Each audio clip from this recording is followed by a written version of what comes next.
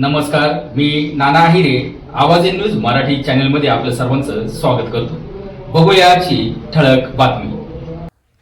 नांदगाव शहरात गेल्या काही दिवसांपासून चोरीच्या घटनांमध्ये मोठी वाढ झाली असून नागरिकांमध्ये भीतीचे वातावरण निर्माण झाले आहे.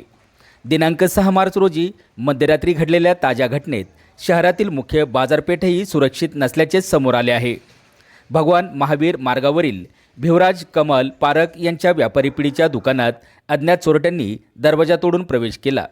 दुकानातील ड्रॉवरमध्ये ठेवलेली सुमारे 3 लाख रुपयांची रोकड चोरट्यांनी लंपास केली. सकाळी दुकान उघडताना ही घटना उघडकीस आली आणि परिसरात एकच खळबळ उडाली. गेल्या 15 ते 20 दिवसात नांदगाव शहरात चोरीच्या अनेक घटना घडल्या आहेत. काही दिवसांपूर्वी पेंढारकर बाबा यांच्या हातातील सुमारे 27 ग्रॅम सोन्याचे दागिने चोरट्याने हिसकावून नेले होते. त्यानंतर गोविंद अग्रवाल यांच्या मोटरसायकलच्या डिक्कीतून सुमारे 5 लाख रुपयांची रोकड चोरीला गेली.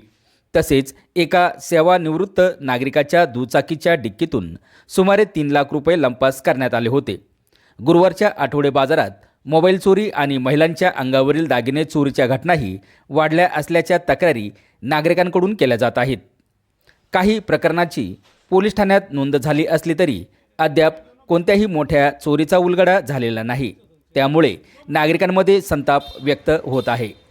वाढत्या चोरीच्या घटनांवर पोलिसांनी तातडीने कठोर कारवाई करून शहरात सुरक्षिततेचे वातावरण निर्माण करावे अशी मागणी नागरिकांकडून केली जात आहे.